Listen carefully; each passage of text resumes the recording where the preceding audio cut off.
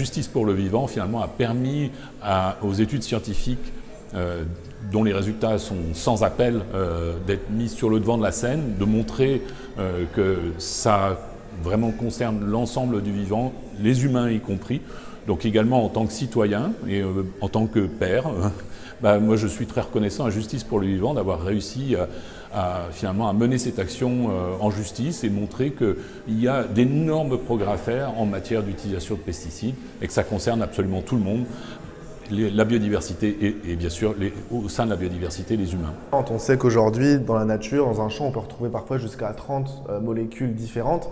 Ces molécules, elles entrent en interaction. C'est primordial d'étudier en fait mieux ces interactions, à minima pour les pesticides les plus utilisés, pour qu'on s'assure qu'il n'y ait pas de complexes encore plus toxiques qui se forment quand différentes molécules dans un champ se rencontrent. Donc ouais, cette décision de justice, elle va clairement permettre une évolution des protocoles dont on espère qu'elle sera suffisante pour avoir une vraie idée des risques que posent ces pesticides dans l'environnement.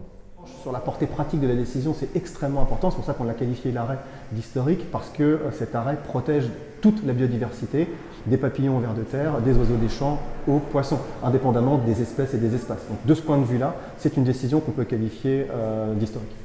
Cette victoire, elle est historique sur plein de points, elle est historique, il y a plein de choses qui vont être écrites dans les mois à venir par les juristes, par les profs de droit. Il y a des fils très intéressants à tirer de cette décision et qui vont pouvoir venir protéger la santé humaine et l'environnement de façon nettement plus efficace et c'est tout ce qu'on souhaite.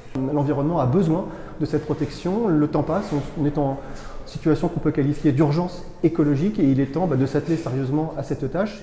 La prochaine étape, c'est de voir si cette décision est correctement exécutée. Si ce n'est pas le cas, on attaquera l'étape pour inexécution de justice. Et puis c'est aussi de prendre contact avec d'autres associations environnementales européennes pour dupliquer ce recours et que les autres agences européennes respectent aussi le droit de l'Union et protègent davantage et mieux la biodiversité qu'elles ne le font actuellement.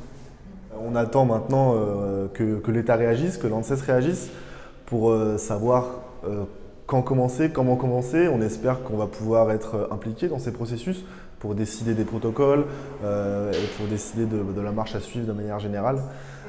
À l'heure des fake news, à l'heure du Trumpisme, à l'heure de la post-vérité, cette décision, elle remet la connaissance scientifique au cœur des politiques publiques et c'est ça qu'on veut. Et c'est vraiment chouette qu'on puisse assister à ce genre de victoire. Dans un contexte en plus où les problématiques écologiques sont de plus en plus mises sur le côté, c'est bien pour l'avenir et ça donne espoir.